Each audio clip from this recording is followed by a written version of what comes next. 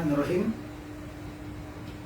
Innal hamdalillah nahmaduhu wa nasta'inu wa nastaghfiruh wa na'udzu billahi min shururi anfusina wa min sayyiati a'malina.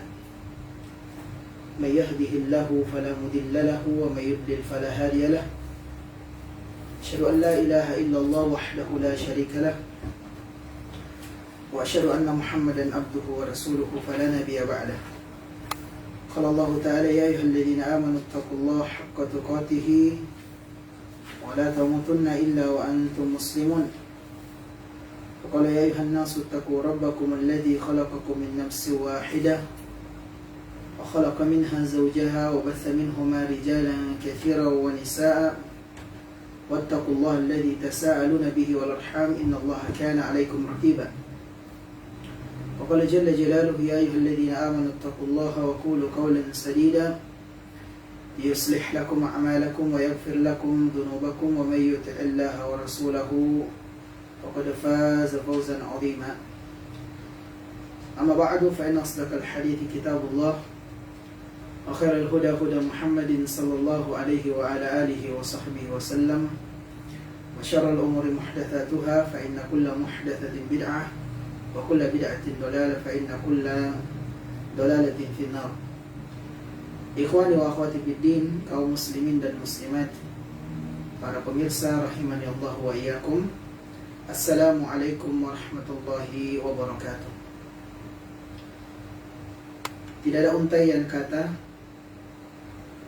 yang lebih pantas dan hendaknya sering kita ucapkan, yang hendaknya sering kita basahi dan gerakkan lisan serta bibir kita, selain daripada memanjatkan puji serta puja syukur kita kepada Allah Rabbul Alamin yang telah menganugerahkan, yang telah mencurahkan, yang telah memberikan kepada kita sekalian begitu banyak nikmat, khususnya di malam hari yang berbahagia ini. Alhamdulillah, Allah Subhanahu wa Ta'ala memberikan kesempatan, memberikan kemudahan untuk kita bisa bermajelis ilmu dengan memanfaatkan kemudahan-kemudahan dan fasilitas yang ada. Di antaranya adalah kajian online seperti yang sekarang ini sedang berlangsung, yang disiarkan langsung di streaming via Facebook. Ya, walaupun kajian ini insyaallah ta'ala nanti akan diposting juga via YouTube. Alhamdulillah, semua itu adalah kemudahan dari Allah Subhanahu wa ta'ala. Dan sebagai bentuk kesyukuran kita atas nikmat-nikmat tersebut, maka kita berusaha dan berupaya untuk memaksimalkannya dalam rangka melakukan ketaatan kepada Allah Subhanahu wa Ta'ala. Di antaranya adalah saling mengingatkan di dalam kebaikan, sebagaimana firman Allah Subhanahu wa Ta'ala, wal 'ashr innal insana lafi khusr illa alladhina amanu wa 'amilus shalihat wa tawasaw bil haqq wa tawasaw bis sabr. Demi masa sungguh manusia itu berada di dalam kerugian, kecuali orang-orang yang beriman dan beramal saleh dan yang senantiasa saling nasihat menasihati dalam mengerjakan kebajikan, dan yang senantiasa nasihat menasihati di dalam menapaki kesabaran. Terlebih lagi untuk mengamalkan dari hadis Nabi sallallahu alaihi wasallam di mana beliau telah bersabda, ad-dinun nasihah, agama ini adalah nasihat. Maka sebagai bentuk kesyukuran kita kepada Allah atas kemudahan dengan adanya media sosial, dengan adanya media-media streaming seperti ini, kita manfaatkan untuk saling berbagi, saling mengingatkan di dalam kebaikan. Baik, di pertemuan kali ini para pemirsa rahimani wa rahimakumullah, yang insyaallah ta'ala kita akan jadikan kajian rutin di setiap malam Sabtu, yaitu ba'da Isya. kita akan membahas terkait ensiklopedi adab Islam. Ensiklopedi adab Islam. Yang pertama kita ingin sebutkan bahwasanya di antara perkara yang membuat manusia itu mulia, baik itu hubungan antara dirinya dengan Rabbnya, ini Allah Subhanahu wa Ta'ala, ataupun kepada sesama makhluk sosial, kepada sesama manusia. Di antara perkara yang mendatangkan kebaikan adalah apabila seorang itu memiliki adab yang mulia. Memiliki adab yang mulia. Bahkan dengan adab yang mulia ini, Allah Subhanahu wa Ta'ala kemudian memuji, atau ini merupakan salah satu sifat yang Allah puji dari sifat yang dimiliki oleh Nabi sallallahu alaihi wa ala alihi wa sahbihi wasallam.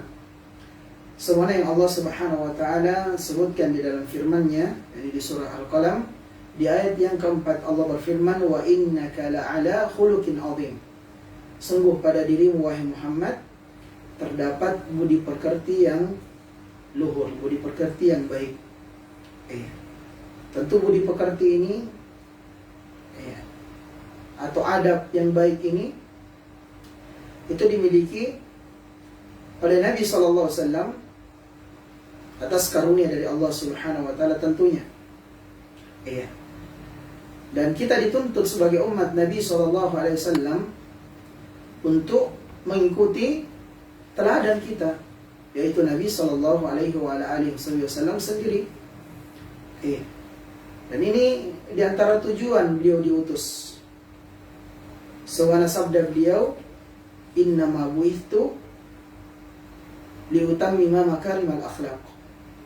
Sesungguhnya saya tidaklah diutus kecuali untuk menyempurnakan akhlak, menyempurnakan adab.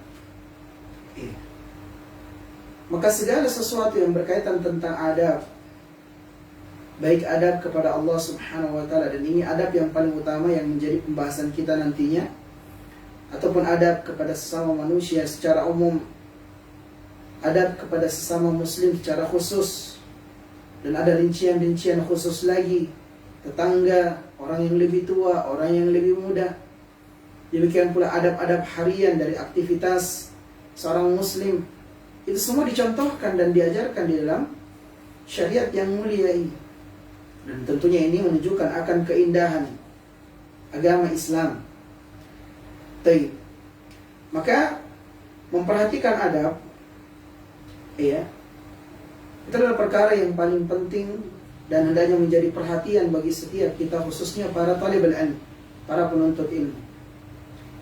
Lihatlah bagaimana kedudukan adab ini dari sudut pandang yang dipandang oleh para salafun as-salih, para pendahulu kita. Di antaranya apa yang disebutkan oleh Al-Imam Ibnu Sirin rahimahullahu ta'ala. Beliau pernah berkata, kanu yata'allamuna al-hadya kama yata'allamuna al-'ilm. Adalah para salaf terdahulu, mereka mempelajari petunjuk, mempelajari adab, sebagaimana mereka mempelajari ilmu. Mereka mempelajari adab sebagaimana mempelajari ilmu. Dan sebagian mereka berkata, in kana rajulun la yakhruju fi adabin yaksibuhu sinina thumma sinin. Di sana ada seorang laki-laki yang dia berhasil untuk menuai atau mendapatkan adab yang luhur, adab yang baik. Dia berhasil mendidik dirinya sebagai orang yang beradab. Dari hasil dia mempelajari adab selama bertahun-tahun lamanya. Faqala Sufyan bin Uyainah rahimahullah, inna Rasulullah SAW huwa al-mizanul akbar. Sesungguhnya Rasulullah SAW adalah qudwah yang paling utama, barometer terbesar, timbangan yang hendaknya dijadikan timbangan untuk mengukur apa? Segala hal. Di antaranya adalah adab. Wa alaihi tu'radul asya'u ala khuluqihi wa siratihi wa hadihi, fama wafaqaha fahuwa al-haq wa ma khalafaha fahuwa al-batil. Merujuk kepada akhlak beliau, bagaimana perangai beliau, bagaimana petunjuk yang beliau bawa. Maka petunjuk itu adalah apa yang berkesesuaian dengan apa yang diajarkan oleh Nabi sallallahu alaihi wasallam. Petunjuk itu adalah apa yang berkesesuaian dengan apa yang diajarkan oleh Nabi sallallahu alaihi wasallam. Itu adalah kebenaran. Itulah kebenaran. Dan sebaliknya, apa yang menyelisihi Nabi sallallahu alaihi wasallam, maka yakinlah bahwa itu adalah suatu kebatilan. Maka kalau kita berbicara tentang adab, maka tidak ada rujukan kita. Yang paling utama, yang paling pokok, merujuk kepada Nabi sallallahu alaihi wasallam yang tadi sudah kita singgung bagaimana Allah puji akhlak beliau sallallahu alaihi wasallam. Baik, lalu kemudian di antara mereka seperti Habib Ibn Ash-Shahid. Dia adalah Abu Muhammad Habib Ibn Ash-Shahid Al-Basri, yang sekitaran 145 Hijriyah yang lalu. Disebutkan oleh Al-Imam Adz-Dzahabi bahwasanya beliau pernah berkata kepada putranya, "Ya bunayya, wahai anakku, ishabil fuqaha wal ulama." Berangkatlah engkau kepada fuqaha, kepada orang yang faqih, kepada orang yang alim, kepada seorang ulama. Wa ta'allam minhum wa khudh min adabihim, dan berajarlah ilmu darinya serta ambillah adab-adab mereka. Pelajarilah ilmu dari seorang yang faqih, dari seorang alim, dari para ulama, serta ambillah adab dari mereka. Fa inna dzalik, karena hal yang demikian itu, ahabbu ilayya min katsirin minal hadits. Karena engkau mempelajari adab dari seorang yang faqih, dari seorang alim, dari seorang ulama, dari seorang guru, dari seorang masyayikh, itu lebih aku cintai ketimbang engkau mempelajari banyaknya hadis. Tentu hal ini tidaklah mutlak.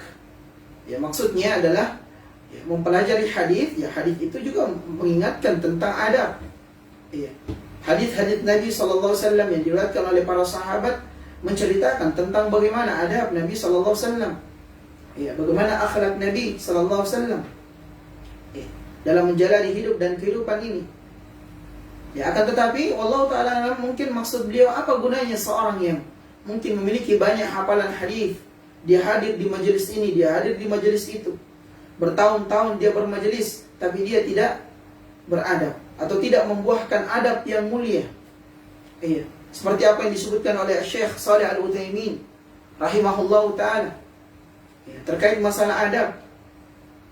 Beliau berkata, seorang penuntut ilmu yang tidak menghiasi dirinya dengan adab, dengan akhlak yang baik, maka tidak ada guna daripada ilmu yang dia miliki. Seorang penuntut ilmu yang tidaklah dia menghiasi dirinya dengan akhlak, dengan adab yang mulia, maka tidak ada kemuliaan atau tidak ada guna dari ilmu yang ia pelajari selama ini, yang ia miliki. Nah, oleh itu sebagian dari mereka juga berkata, para ulama as-salafun as-salih, "Ya bunayya, la an ta'allama baban min al-adab ahabbu ilayya min an tata'allama 70 baban min abwabil ilm." Wahai anakku, aku lebih mencintai, menyukai engkau belajar satu bab dari bab adab dibanding engkau belajar dari 70 bab ilmu. Makanya Makhlad Ibn al-Husain rahimahullahu ta'ala, Abu Muhammad Makhlad bin al-Husain al-Azdi, yang beliau ini dipuji oleh Al-Imam Abu Daud rahimahullahu taala.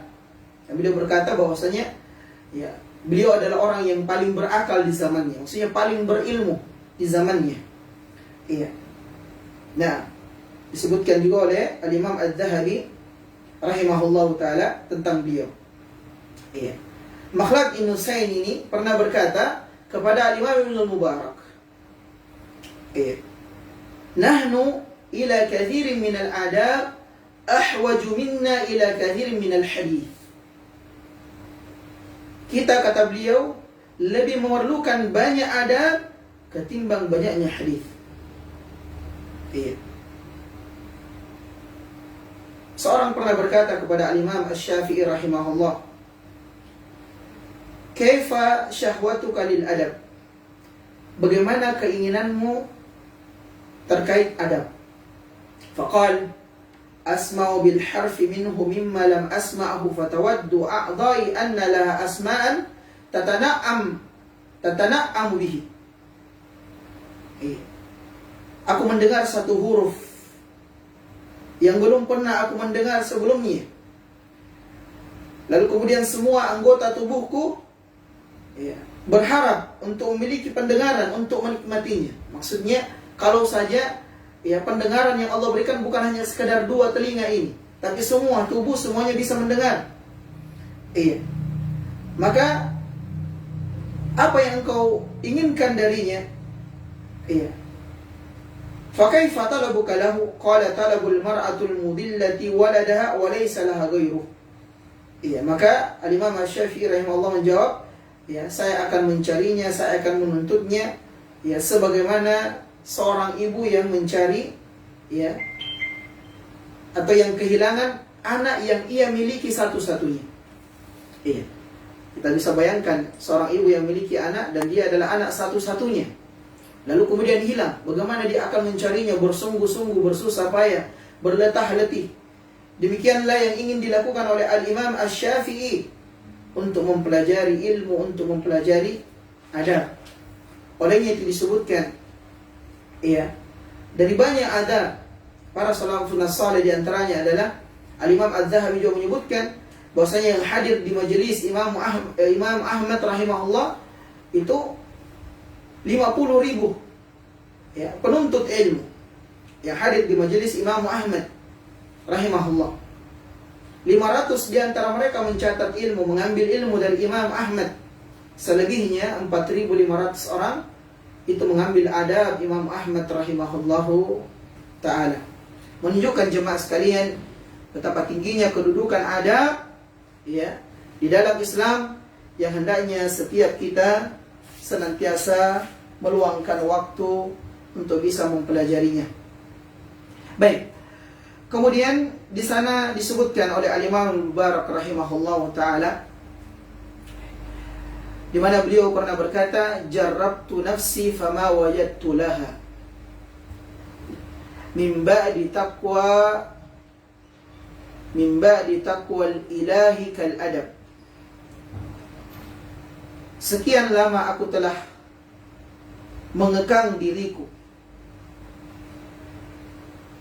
dan tidak ada aku jumpai perkara yang paling baiknya setelah takwa melebihi daripada adab.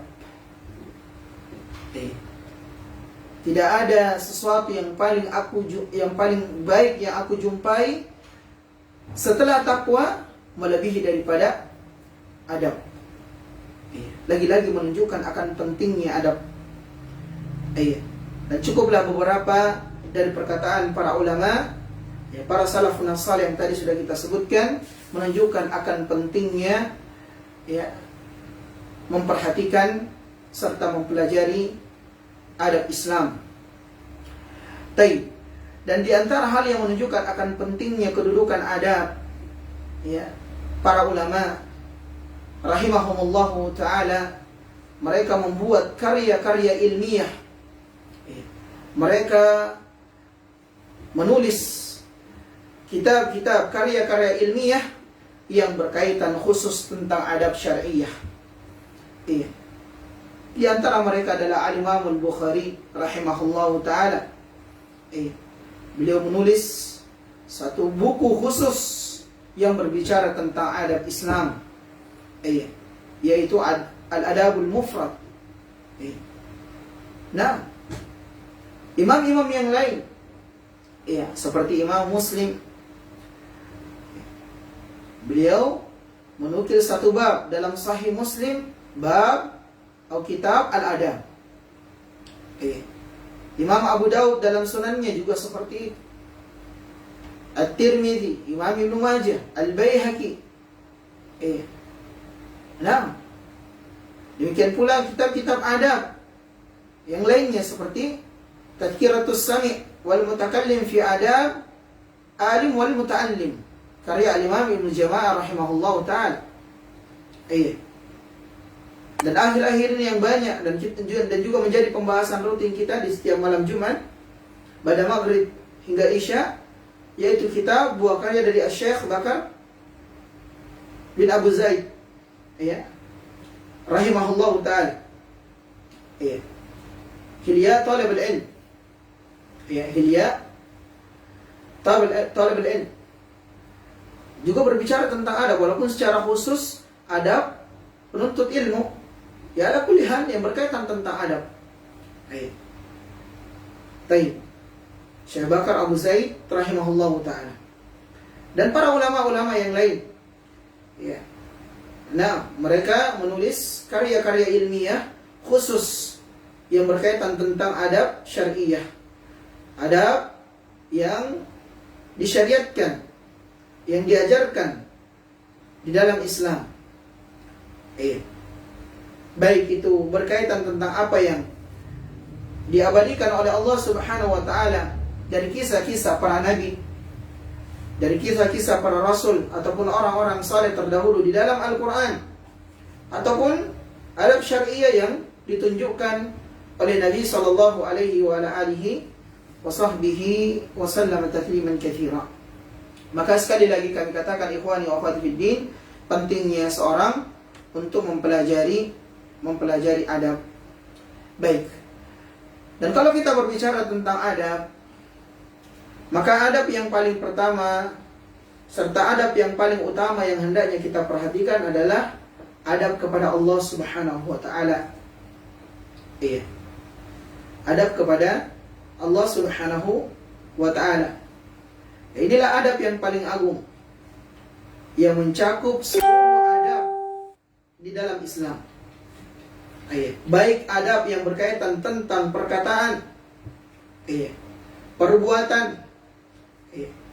dan hal-hal yang menyempurnakan dari keduanya, maka adab kepada Allah Subhanahu wa ta'ala inilah adab yang paling agung, adab yang paling penting untuk kita pelajari, untuk kita pahami, agar kiranya kita terapkan, yang dengannya kita bisa menyempurnakan ubudiyah kita, penghambaan kita kepada Allah Rabbul Alamin.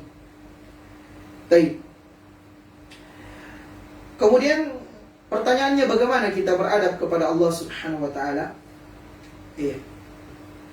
Maka yang pertama, adab seorang hamba kepada Rabb-nya adalah hendaknya dia beriman kepada Allah Subhanahu wa ta'ala. Dia mengimani dengan sebenar-benarnya keimanan bahwa Allah Subhanahu wa ta'ala adalah Rabb-nya. Allah Subhanahu wa ta'ala menuntut umat manusia agar umat manusia mengenal akan dirinya, akan Allah Subhanahu wa ta'ala, baik dengan cara memerintahkan manusia untuk memperhatikan dari tanda-tanda kebesaran Allah Subhanahu wa ta'ala yang sifatnya qauliyah, ataupun dari tanda-tanda kebesaran Allah Subhanahu wa ta'ala yang sifatnya kauniyah. Atau kita katakan Allah mengajak manusia untuk mengenal dan menumbuhkan keimanan mereka akan keberadaan Allah Subhanahu wa ta'ala dengan hal tersebut. Dengan hal tersebut, atau dengan menceritakan bagaimana rububiyah Allah Subhanahu wa ta'ala di dalam banyak ayat di dalam Al-Quran. Allah Subhanahu wa ta'ala sebutkan hal tersebut, isyaratkan hal tersebut. Di antaranya firman Allah Subhanahu wa taala, "Ya ayyuhan nasu ubudu rabbakumul ladzi khalaqakum walladzina min qablikum la'allakum tattaqun." Wahai orang-orang yang beriman, wahai sekalian manusia, beribadahlah hanya kepada Allah Subhanahu wa taala. Dan ibadah ini buah daripada keimanan. Merupakan adab selanjutnya setelah keimanan kepada Allah. Firman Allah Subhanahu wa taala yang bercerita tentang hal tersebut, di antaranya tatkala Allah Subhanahu wa taala memerintahkan untuk kita beriman kepadanya, seperti dalam Quran surah An-Nisa di ayat ke-136, "Ya ayyuhalladzina amanu aminu billah." Wahai orang-orang yang beriman, berimanlah kepada Allah. Nah, kenapa mesti kita beriman kepada Allah? Yang mendatangkan konsekuensi untuk kita beribadah kepadanya. Allah mengatakan di antara alasannya karena Allah Subhanahu wa taala yang menciptakan kalian. Alladzi khalaqakum walladzina min qablikum. Dialah Allah yang menciptakan kalian. Ini Allah menceritakan akan rububiyahnya, bahwa Dia adalah Rabb yang menciptakan alam semesta, yang menciptakan manusia, yang mengurusinya, yang menguasainya, yang berada di bawah kekuasaannya. Segala sesuatunya itu berjalan sesuai dengan kehendaknya. Dengan itulah hendaknya kita manusia beriman kepada Allah Subhanahu wa taala. Tidak sampai di situ, Allah Subhanahu wa taala kemudian mengajak manusia untuk memperhatikan kenapa mesti kita beriman dan beribadah kepada Allah. Di ayat yang selanjutnya Allah katakan, "Alladzi ja'ala lakumul arda firasyan was samaa'a binaa'a wa anzala minas samaa'i maa'a fa akhraja bihi minats thamarati rizqan lakum." Karena Dialah Allah Subhanahu wa taala. Selain Dia Allah yang telah menciptakan kalian, menciptakan orang-orang sebelum kalian. Dia juga yang telah menjadikan bumi sebagai hamparan untuk kalian, menciptakan langit. Jadi dalam ayat yang lain banyak sekali Allah Subhanahu wa taala sebutkan tentang keagungan dua makhluk ciptaannya ini, bumi dan langit. Dan ini diantara cara mengenal akan keberadaan Allah, cara menumbuhkan keimanan kita bahwasanya Allah Subhanahu wa taala itu ada. Melihat dari ayat-ayat kauliyah maupun ayat-ayat kauniyah, Allah ajak kita untuk memperhatikan. Seperti firman Allah di dalam Quran surah Luqman, "Khalaqas samawati bighairi amadin tarawnaha." Allah telah menciptakan langit, menciptakan bumi. Dan dalam penciptaan langit tersebut Allah ciptakan tanpa tiang yang kalian melihatnya. Bisa dilihat dalam panca indera kita. Semua ini ciptaan Allah. Wa alqa fil ardi rawasiya an tamida bikum wa batha fiha min kulli dabbah wa anzalna minas samaa'i maa'a fa akhraja bihi minats thamarati rizqan fa akhraja wa anzala minas samaa'i maa'a. Dan Dia Allah Subhanahu wa taala telah menurunkan hujan dari langit, wa ambatsna fiha min kulli zaujin karim. Maka dengan hujan tersebut tumbuhlah tanaman-tanaman yang beraneka ragam. Lalu kata Allah, "Hadza khalqullah." Itu semua adalah ciptaan Allah. Itu semua adalah ciptaan Allah. Maka hendaknya kita beriman kepadanya. Hendaklah kita beribadah hanya kepadanya. Ini merupakan poin yang akan datang, bab yang akan datang. Ala kulli hal, adab yang paling utama atau adab yang paling penting di antara adab kita kepada Allah Subhanahu wa taala adalah beriman kepadanya. Mengimani bahwasanya Allah Subhanahu wa taala adalah pencipta kita, Allah Subhanahu wa taala adalah Rabb kita, Rabb alam semesta, yang menciptakan alam semesta ini, yang mengurusi makhluknya, yang senantiasa mengawasi makhluknya, yang segala sesuatu itu berjalan dengan kehendaknya. Lalu kemudian Adab yang kedua adalah hendaknya kita beribadah kepada Allah Subhanahu wa taala. Dan ini buah daripada keimanan. Banyak sekali ayat di dalam Al-Quran Allah Subhanahu wa taala gandengkan walladzina amanu wa amilus shalihat. Dan orang yang beriman dan beramal saleh, iman dan amal saleh, iman dan amal saleh. Karena ibadah yang merupakan amal ketaatan, ya, baik dalam menjalankan perintah atau menjauhi larangan, ya, ini adalah buah daripada keimanan kita kepada Allah. Ya. Dan ini adab yang kedua. Ya. Dan ini tujuan penciptaan manusia. Ya. Setelah mengetahui bahwasanya Allah yang menciptakan kita, maka kita beriman kepadanya. Lalu kita harus mengetahui bahwasanya Allah tidak menciptakan kita sia-sia. Ya. Afa hasibtum annama khalaqnakum abatha. Apakah kalian mengira bahwa kalian diciptakan begitu saja sia-sia, tidak ada tujuan?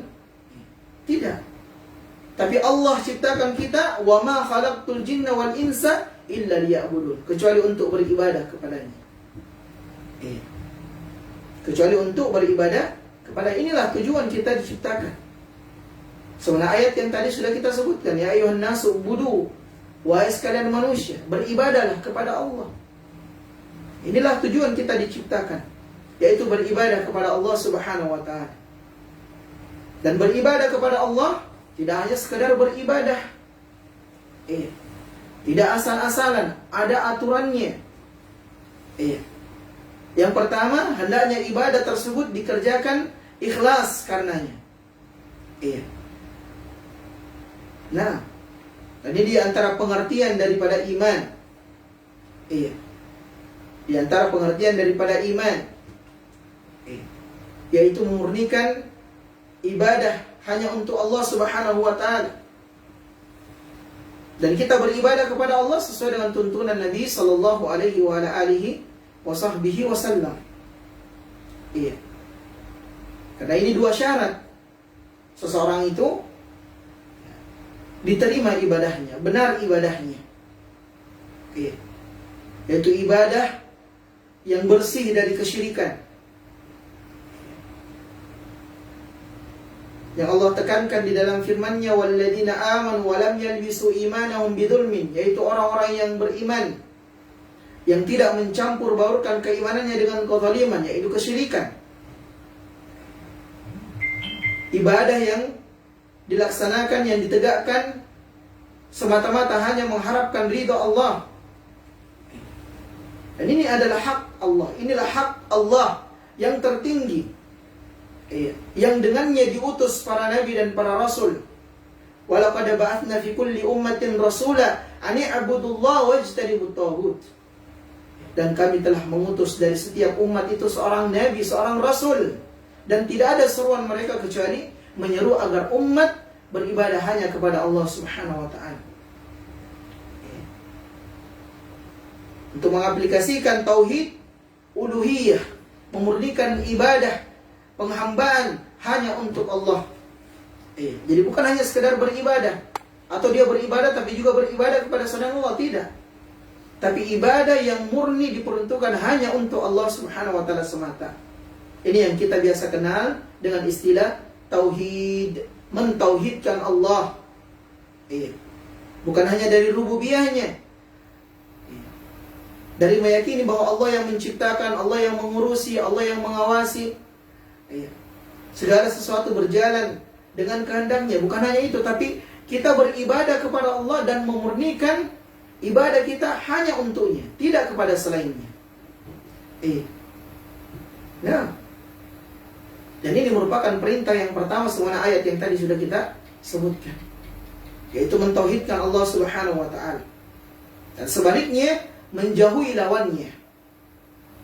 Apa lawan daripada tauhid? Syirik. Seperti iman, keimanan. Lawan daripada keimanan adalah kekufuran. Lawan daripada keikhlasan adalah kesyirikan. Dan tidak cukup seseorang hanya sekedar mengetahui tentang keimanan, lalu dia tidak mengerti tentang pembatal-pembatal keimanannya. Hal-hal yang bisa merusak, mencederai keimanannya.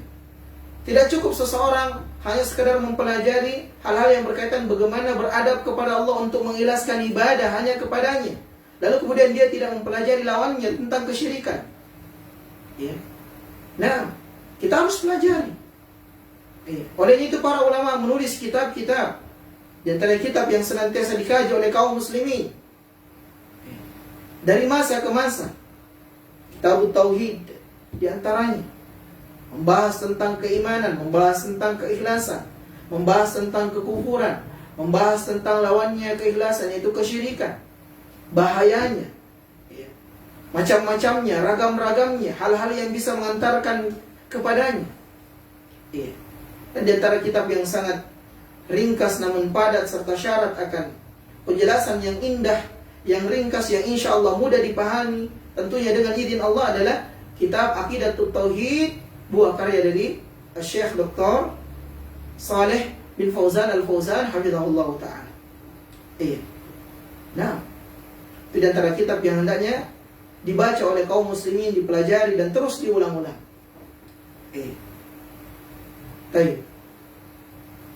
Inilah adab kita kepada Allah. Dan sungguh tidak beradab orang yang beribadah kepada Allah, bersamaan dengan itu dia beribadah kepada selain Allah. Inilah seburuk-buruk adab. Makanya disebutkan oleh para ulama, seperti yang disebutkan oleh Al-Imam Ibnu Qayyim rahimahullah, yang dinukil dari guru beliau Syekhul Islam Ibnu Taimiyah rahimahullah, bahwa setinggi-tinggi keadilan adalah tauhid. Setinggi-tinggi keadilan adalah tauhid. Nah, dan setinggi-tinggi kecurangan, penyimpangan, kezaliman adalah kesyirikan. Oleh itu Allah Subhanahu wa taala begitu membenci kesyirikan. Ibadah yang diperuntukkan kepada selain Allah, atau definisi ringkasnya adalah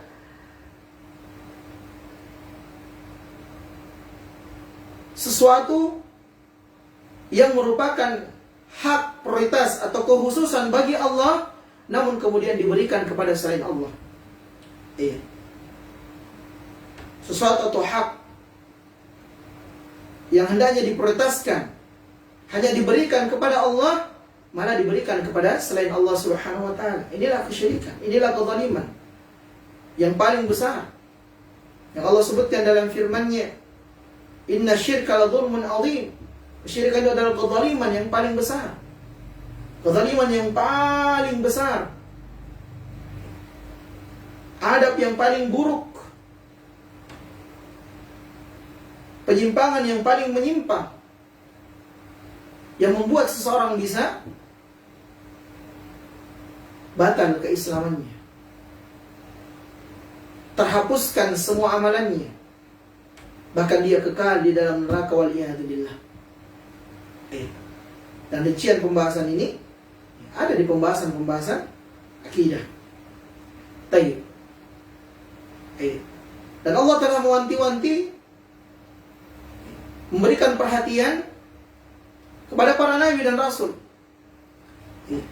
menunjukkan akan bahaya daripada kesyirikan ini.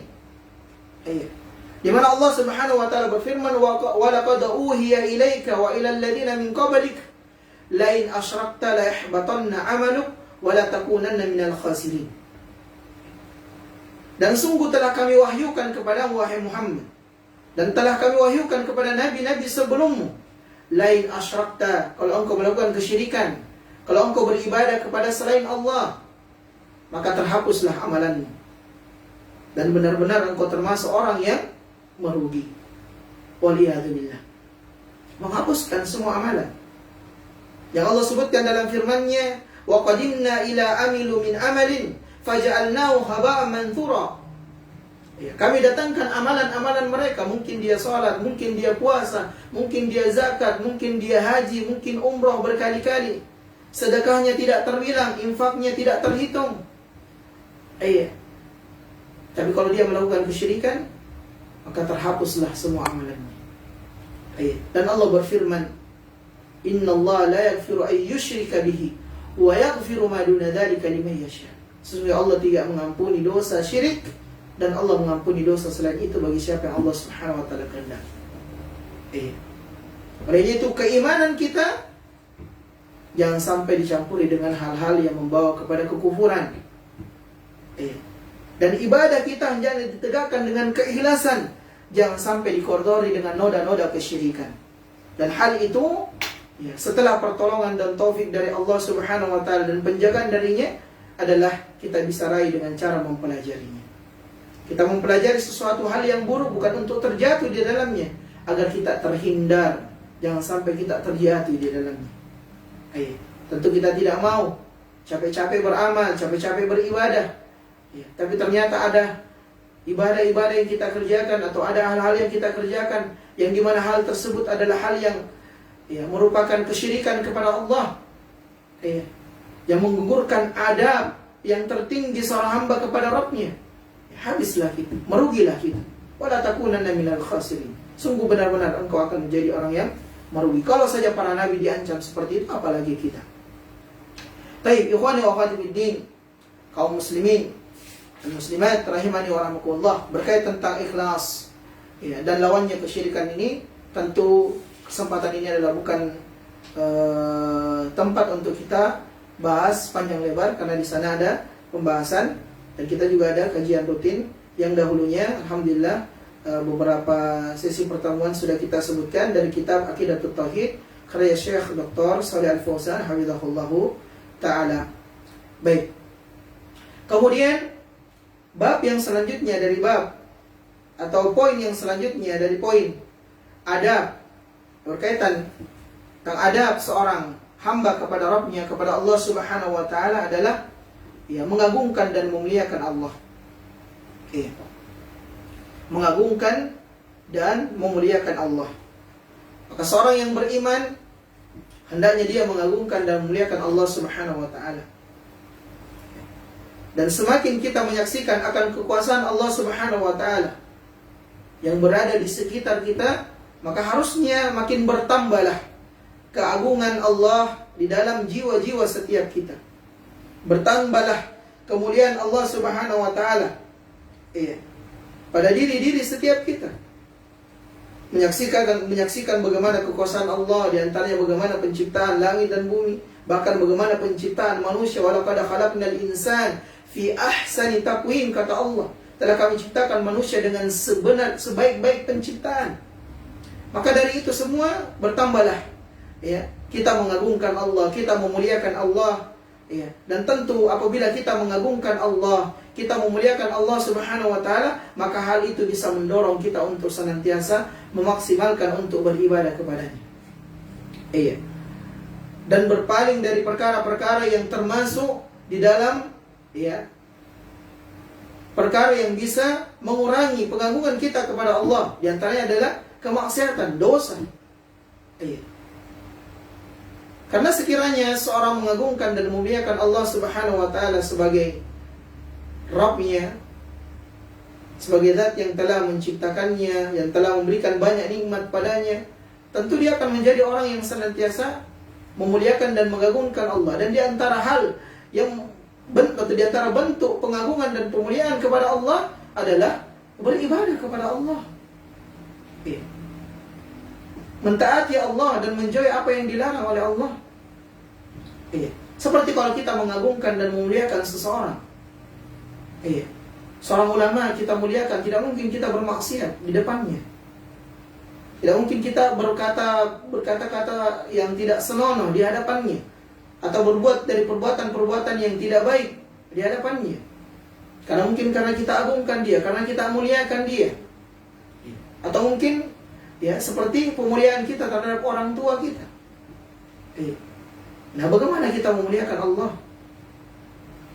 Tentu Allah lebih mulia, tentu Allah lebih patut untuk kita agungkan. Dan pengagungan kepada Allah Subhanahu wa taala ini akan mengantarkan kepada seorang hamba untuk bersegera melakukan ketaatan. Lihatlah para nabi, lihatlah para rasul, para orang-orang saleh yang Allah ceritakan di dalam Al-Quran. Sifat mereka adalah sabiquna bil khairat, Mereka adalah orang yang senantiasa bersegera di dalam kebaikan. Karena pemuliaannya terhadap Allah, karena pengagungannya kepada Allah. Demikian pula pengagungan kepada Allah ini akan mengantarkan atau mendidik jiwa seorang hamba untuk menjauhi segala bentuk kemaksiatan, seperti yang tadi kita singgung. Nah, kemudian yang ketiga, pengagungan dan pemuliaan kepada Allah, itu akan mendatangkan rasa takut pada diri kita. Dan ini diantara rukun dari rukun ibadah, kata para ulama. Dan ini adab yang selanjutnya, itu takut kepada Allah Subhanahu wa ta'ala. Takut yang diiringi dengan pengagungan. Takut yang diiringi dengan pengagungan. Takut apabila kita bermaksiat, kita takut akan azab Allah. Inna azab la syadid. Sesungguhnya azabku, kata Allah, itu pedih, keras. Takut yang diiringi dengan pengagungan yang mengantarkan kita untuk tunduk dan patuh terhadap perintah, tunduk dan patuh untuk menjauhi apa yang dilarang. Dan ini adalah adab yang selanjutnya dari seorang hamba kepada Rabbnya, itu takut kepada Allah Subhanahu wa ta'ala, yang merupakan adab dari adab-adab yang tertinggi kepada Allah. Dan soal yang tadi sudah kita sebutkan, takut ini diantara rukun daripada ibadah. Syarat ibadah ada dua, ikhlas dan ittiba, sesuai dengan tuntunan Nabi SAW. Ibadah itu syaratnya ada dua, yaitu ibadah itu dikerjakan ikhlas untuk mencari ridha Allah Subhanahu wa ta'ala semata. Yang kedua, sesuai dengan tuntunan Nabi SAW. Adapun rukun ibadah, kata para ulama, ada tiga. Yang pertama al-mahabbah, yang dibangun, ibadah yang dibangun di atas kecintaan, dan ibadah yang dibangun dengan rasa takut, al-khauf war-roja, dan ibadah yang dibangun di atas pengharapan. Ketiga hal ini hendaknya ada dari semua ibadah yang kita kerjakan kepada Allah Subhanahu wa ta'ala. Dua syarat ini dan tiga rukun ini. Dua syarat ibadah ini, ikhlas dan ittiba, dan tiga rukun, yaitu cinta, rasa takut, dan pengharapan. Baik, ikhwani wa akhwati fiddin, kaum muslimin dan muslimat rahimani wa rahimakumullah. Rasa takut kepada Allah Subhanahu wa ta'ala, yang merupakan adab dari adab seorang hamba kepada Rabbnya, ini akan terus bertambah, akan terus meningkat pada diri seorang hamba sesuai dengan kadar ma'rifatullahnya kepada Allah, sesuai dengan kadar pengenalannya kepada Allah. Jadi kembali kepada adab yang sebelumnya tadi, sesuai dengan kadar kemuliaan, bagaimana dia memuliakan Allah, bagaimana dia mengagungkan Allah. Dan itu tidak bisa diraih kecuali kita mengenal Allah Subhanahu wa ta'ala. Dan ini dia syaratkan oleh Syekh Muhammad bin Abdul Wahhab rahimahullah ta'ala dalam kitab beliau. Nah, usul tsalatsa, dari perkara-perkara pokok yang hendaknya diketahui, dikenal, dipelajari oleh setiap muslim dan muslimat adalah ma'rifatullah, mengenal Allah. Siapa itu Allah? Maka kita pelajari, kita kenali Allah dengan membaca Al-Quran, dengan memperhatikan sekitar kita, bagaimana kekuasaan Allah Subhanahu wa ta'ala, bagaimana luasnya rahmat Allah, bagaimana kebaikan-kebaikan yang Allah berikan kepada kita. Karena sebagaimana pepatah yang disebutkan, tak kenal maka tak sayang. Seseorang apabila tidak mengenal sesuatu, ya dia tidak akan sayang pada sesuatu tersebut, tidak akan cinta pada sesuatu tersebut. Ya, jadi kita harus mengenali Allah. Mengenali Allah Subhanahu wa ta'ala, yang dengannya akan menghadirkan pengagungan, pemuliaan, serta menghadirkan rasa takut kita kepada Allah Subhanahu wa ta'ala. Dan terkait rasa takut ini Allah Subhanahu wa ta'ala menyebutkan di dalam Quran surah Az-Zumar, "Dzalika yukhawwifullahu bihi ibadahu ya ibadi fattaqun." Demikian Allah Subhanahu wa ta'ala memberikan rasa takut kepada hamba-hambanya dengan azab. Ya ibadi, wahai hamba-hambaku, bertakwalah hanya kepadaku. Demikian pula firman Allah Subhanahu wa ta'ala yang terdapat dalam Quran surah Taha di ayat ke-113, "Wa kadzalika anzalnahu Qur'anan Arabiyyan wa sarrafna fihi minal wa'id la'allahum yattaqun aw yuhditsu lahum dzikra." Dan demikianlah kami telah menurunkan Al-Qur'an Arabiyyan, dengan bahasa Arab. Wa sarrafna fihi, dan kami telah menjelaskan Al-Qur'an itu minal wa'id la'allakum yattaqun, dalam penjelasan yang terus berulang. Dan sebagian penjelasannya terdapat ancaman. La'allakum yattaqun, agar kalian bertakwa. Rasa takut ini menimbulkan ketakwaan kepada Allah. Entah itu takut bermaksiat kepada Allah atau beribadah kepada Allah, tapi tetap menghadirkan rasa takut bahwasanya ibadah kita belum diterima. Takutnya ibadah kita belum diterima oleh Allah. Nah, inilah sifatnya seorang muslim, seorang mukmin.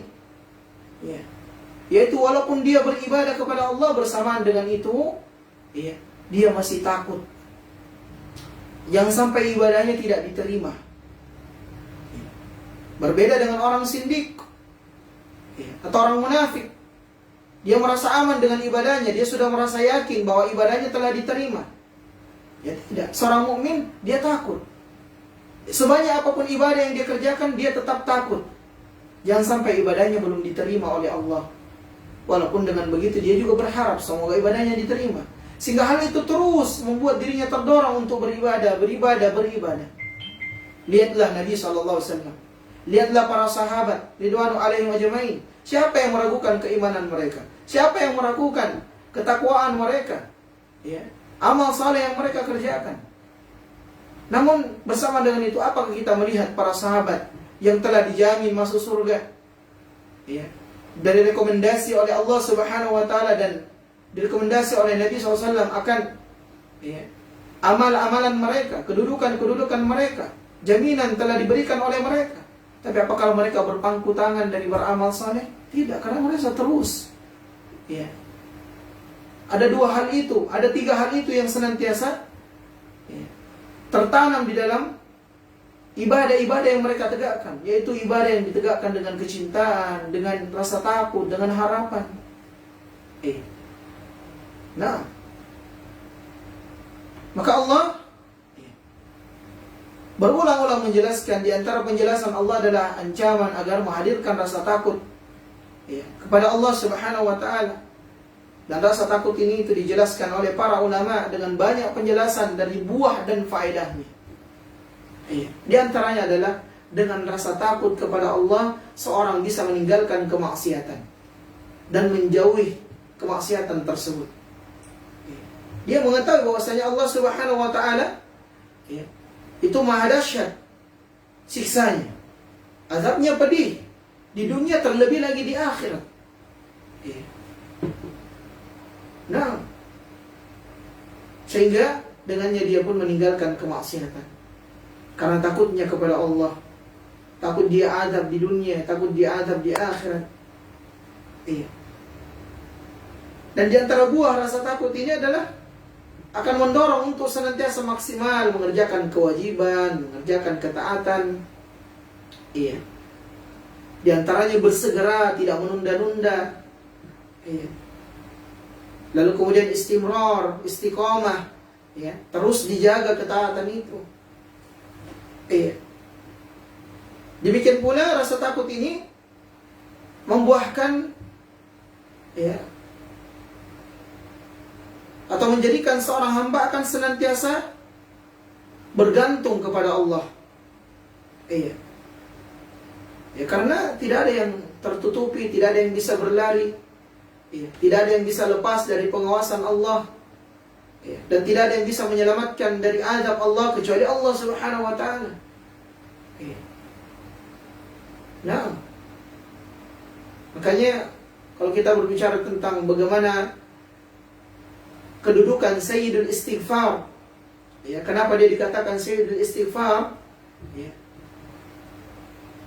Penghulunya istighfar, karena kandungan-kandungan yang terdapat di dalamnya diantaranya adalah pengakuan seorang hamba, ya, akan dosa-dosanya, akan kemaksiatan yang dikerjakan, dan tidak ada tempat berlari dan tidak ada harapan ampunan kecuali ampunan dari Allah.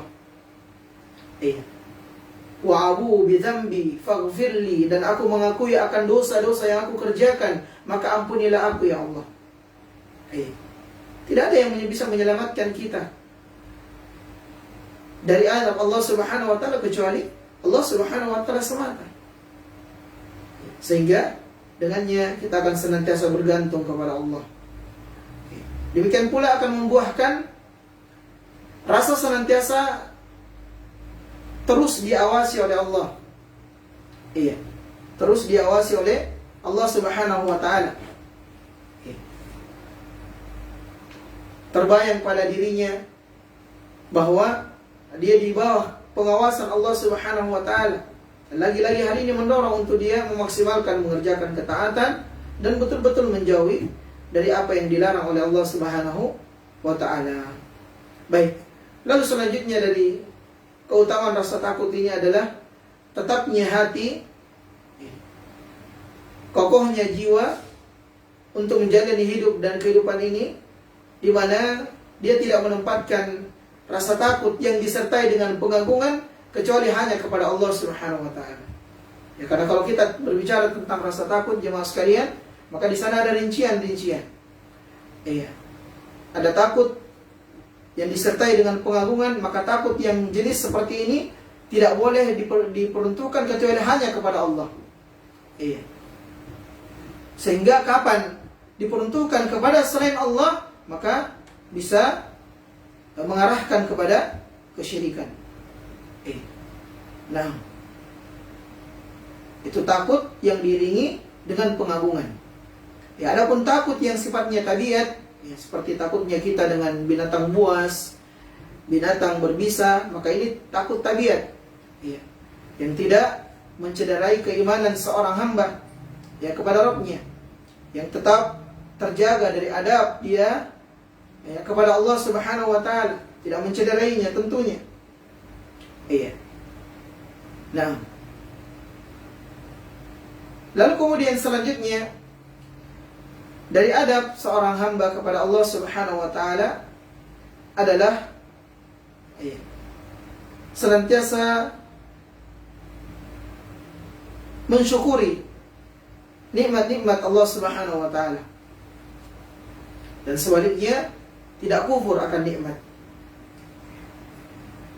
Allah Subhanahu wa taala telah memberikan pada setiap kita begitu banyak nikmat. Nikmat yang tak terhingga. Saking banyaknya nikmat Allah, sekiranya ada di antara kita yang mau mencoba untuk menghitung nikmat tersebut, tentu kita tidak akan mampu untuk menghitungnya. Allah tegaskan itu dalam firman-Nya, wa in ta'uddu ni'matallahi la tuhsuha. Kalau kalian ingin mencoba untuk menghitung nikmatku, kata Allah, maka kalian tidak akan mampu menghitungnya, saking banyaknya nikmat Allah. Maka kewajiban kita, adab kita atas nikmat tersebut adalah mensyukurinya. Dengan cara apa? Dengan 3 cara kata para ulama. Atau dengan 3 rukun dari rukun syukur. Yang pertama adalah menyadari dengan sebenar-benarnya kesadaran, meyakini dengan sebenar-benarnya keyakinan bahwa seluruh nikmat yang kita peroleh, yang kita dapatkan, yang kita raih, entah itu jabatan, entah itu kekayaan, ya, anak-anak yang banyak, bisnis yang terus lancar, perniagaan yang terus bertambah untungnya, kesehatan badan, keindahan fisik, ataupun apa saja dari nikmat tersebut, kita harus yakini bahwa nikmat itu bersumber dari Allah Subhanahu wa ta'ala. Nah, inilah rukun syukur yang pertama. Jangan kita seperti Fir'aun yang mendapatkan jabatan, namun dia mengira, dia menyangka, dan dia meyakini jabatan yang dia raih itu bersumber karena hasil usahanya. Demikian pula Qarun. Dia merasa bahwasanya kekayaan yang dia punya itu bersumber dari hasil usahanya. Maka Allah hinakan mereka. Iya. Mereka kufur akan nikmat. Mereka kufur akan nikmat. Tapi kita harus yakini bahwa semua nikmat yang kita dapat, apa saja bentuknya, itu bersumber dari Allah Subhanahu wa Ta'ala. Itu rukun yang pertama. Yang kedua adalah kita senantiasa memuji Allah dengan mengucapkan Alhamdulillah. Banyak sekali ayat yang menunjukkan akan senangnya Allah Subhanahu wa Ta'ala untuk dipuji. Dan Allah adalah sebaik-baik dan seutama-utama zat untuk dipuji. Karena banyaknya kenikmatan yang Allah berikan. Di antaranya penciptaan kita sendiri. Dengan penciptaan yang sempurna, mata yang berada di depan. Bayangkan ikhwan, akhwati fiddin, para pemirsa rahimakumullah, kalau mata kita satu di jidat, satu di belakang. Nah, telinga kita mungkin selebar telinganya gajah. Tangan kita mungkin lebih panjang dari kaki kita. Walaqad khalaqnal insana fi ahsani taqwim, dan kami telah ciptakan manusia itu dengan sebaik-baik penciptaan. Ini saja, badan saja kita. Kita saja yang nempel di badan kita ini, panca indera kita, ya, ataupun seluruh tubuh kita, itu sudah menunjukkan akan kekuasaan Allah Subhanahu wa Ta'ala, akan nikmat Allah yang begitu banyak. Apalagi nikmat-nikmat Allah yang lainnya. Maka kita puji Allah. Ya, seperti mungkin di antara kita ada yang mendapatkan kebaikan dari orang lain. Ada yang mungkin orang yang berikan kita 1 miliar atau 1 triliun rupiah tiap harinya.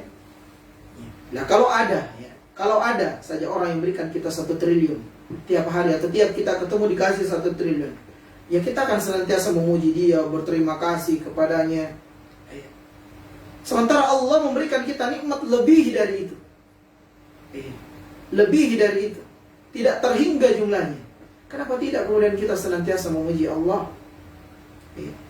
Adalah Nabi SAW mencontohkan adab yang mulia ini terkait mensyukuri nikmat Allah. Yaitu dia senantiasa memuji Allah tatkala mendapatkan nikmat. Alhamdulillah bi ni'matihi tatimmus salihat. Segala puji bagi Allah yang dengan kemudahan darinya segala sesuatu bisa terlaksanakan dengan baik. Segala amal saleh bisa terlaksanakan dengan baik. Bahkan tatkala mendapatkan ujian, musibah, Nabi tetap memuji Allah. Alhamdulillah ala kulli hal. Segala puji Allah di setiap keadaan. Rukun yang ketiga adalah mensyukuri nikmat Allah dengan cara menempatkan nikmat tersebut kepada perkara-perkara yang mengantarkan untuk kita meraih kecintaan dan keridhaan Allah, atau dengan mentaati Allah Subhanahu wa Ta'ala. Jadi nikmat yang Allah berikan kita pakai dalam rangka mentaati Allah, menjalankan perintahnya, menjauhi larangannya. Ini juga dicontohkan oleh Nabi sallallahu alaihi wasallam. Nikmat yang begitu banyak Allah berikan kepada Nabi. Tatkala Nabi SAW ditanya oleh Aisyah radhiyallahu ta'ala anha akan salatnya, akan salat lain yang dikerjakan sampai kaki Nabi SAW pecah-pecah. Padahal ghufira lahu ma taqaddama min dhanbi wa ma ta'akhkhar, telah diampuni dosa-dosa yang telah lalu dan akan datang. Telah dijamin dia adalah seorang penghuni surga, bahkan surga tidak terbuka kecuali dibuka oleh beliau. Dengan izin Allah Subhanahu wa Ta'ala tentunya. Bersamaan dengan itu Nabi SAW salat sampai kaki beliau pecah-pecah. Lantaran ditanya kenapa hal itu dilakukan oleh Nabi, apa jawaban Nabi? Afala ayyakuna abdan syakura, tidak pantaskah aku menjadi seorang hamba yang pandai bersyukur kepada Allah? Di antara cara bersyukur adalah melaksanakan ketaatan. Nikmat yang Allah berikan berupa kesehatan kita pergunakan untuk mentaati Allah. Nikmat yang Allah berikan berupa harta, kita pakai untuk berinfak, bersedekah di jalan Allah. Nikmat dari panca indera, hati, pandangan, ya, telinga, akal kita pakai untuk mempelajari agama Allah, mengamalkan agama Allah, menjalankan perintah Allah dan menjauh larangannya. Nah, dan sampai kita orang-orang yang kemudian kufur akan nikmat. Dan 3 panca indera ini di beberapa tempat disebutkan oleh Allah Subhanahu wa taala secara khusus, menunjukkan perhatian akannya. Hati, penglihatan dan pendengaran. Walaqad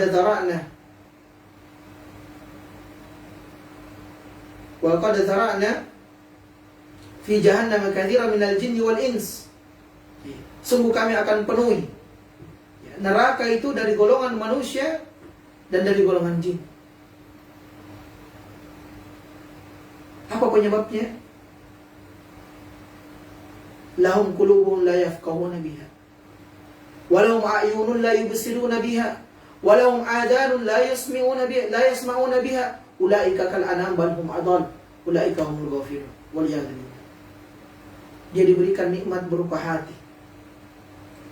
Dia diberikan nikmat berupa 2 penglihatan, 2 pendengaran, tapi tidak dipakai sebagaimana mestinya. Dia syukuri nikmat tersebut. Itu tidak dipakai kepada yang semestinya, kepada yang seharusnya. Untuk memikirkan, untuk merenungkan, untuk melihat kekuasaan dan kebesaran Allah, untuk mendengar dari ayat-ayat Allah Subhanahu wa taala. Dengannya dia ibarat hewan ternak, bahkan lebih sesat ketimbang hewan ternak. Dan mereka lah orang yang merugi. Waliyadzubillah. Maka pergunakan nikmat yang Allah berikan untuk kita mentaatinya. Maka 3 hal ini merupakan rukun dari syukur. Itu meyakini bahwa semua nikmat yang kita dapatkan bersumber dari Allah, senantiasa memuji Allah dan menempatkan nikmat tersebut dalam rangka mentaati Allah Subhanahu wa taala. Dan orang yang memenuhi ketiga rukun syukur ini, mereka lah yang berhak mendapatkan janji Allah, la in syakartum la azidannakum. Kalau engkau bersyukur kepadaku, pasti aku akan tambahkan nikmat tersebut. Tapi sebaliknya, wala in kafartum inna adabi lasyadid. Kalau engkau kufur, sesungguhnya adabku begitu pedih, kata Allah Subhanahu wa taala. Baik, ini mungkin beberapa poin yang bisa kita sampaikan di pertemuan kali ini. InsyaAllah di poin-poin berikutnya atau dari adab seorang hamba kepada Allah Subhanahu wa taala yang hendaknya diperhatikan, insyaallah taala kita akan lanjut dan jelaskan biidznillah taala di pertemuan yang berikutnya. Semoga yang ringkas ini bisa bermanfaat untuk kami dan untuk antum sekalian, dan semoga Allah Subhanahu wa taala senantiasa memberikan taufik dan hidayahnya kepada kita, senantiasa menetapkan kita kepada perkara yang dicintai dan diridainya, dan semoga Allah Subhanahu wa taala senantiasa membimbing kita untuk mengerjakan ketaatan kepadanya, baik menjalankan perintahnya ataupun menjauhi apa-apa yang beliau larang, yang Allah Subhanahu wa taala larang. Karena tidak ada di antara kita yang mampu mengerjakan ketaatan sekecil apapun ketaatan tersebut, dan tidak ada di antara kita yang bisa menjauhi sekecil apapun kemaksiatan tersebut, kecuali kemudahan dan taufik dari Allah Subhanahu wa taala.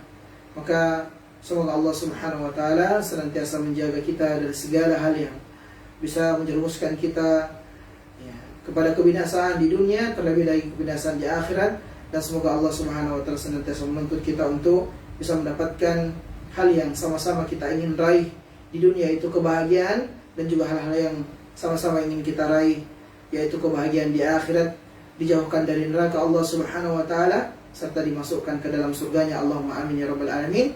Wa sallallahu ala nabiyyina Muhammadin wa ala alihi wa sahbihi wasallam. Subhanakallahumma wa bihamdika asyhadu an la ilaha illa anta astaghfiruka wa atubu ilaik. Wa akhiru da'wana alhamdulillahi rabbil alamin. Wassalamu alaikum warahmatullahi wabarakatuh.